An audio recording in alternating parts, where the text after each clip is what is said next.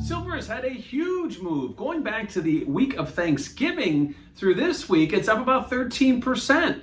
Now you look over at gold, gold's up about 3 to 4% over that same period. So silver certainly separating itself from its older brother going back to the end of November. This week we did see a little bit of a downtick today. Ultimately, silver is still recovering from that big sell-off we saw on January 8th. We saw prices go from about $27.50 down to $24.63, and today we're going to be around $25.50, just north of the 200-day moving average. So we are starting to build a little bit of positive momentum, but still have a lot of work to do to get back to those pre-January 8th levels. And if you look at the dollar has been helping. You know, while the dollar was up modestly on Friday today, you take a step back and look at any chart, and it continues to look very, very poor for the dollar. And given what the Fed is doing, given all the stimulus we're seeing from the Treasury, there's going to be more downside for the dollar here than not.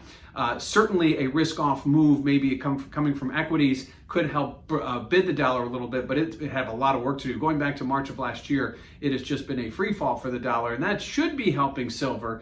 But ultimately, in the big picture, it has. But in the recent weeks, we've seen kind of a mixed trade, whether between metals in general and the dollar, commodities in general, I should say, and the dollar. And lastly, speculators. What are they doing? Well, they've actually been quietly getting out of some of their long positions. So while we did see a big move towards December, maybe after the U.S. elections, and maybe leading up to Brexit, they've been speculators have been slowly exiting. Not huge dumps. We're not seeing big moves in open interest, but we are seeing modest exits, and it'll be interesting to see.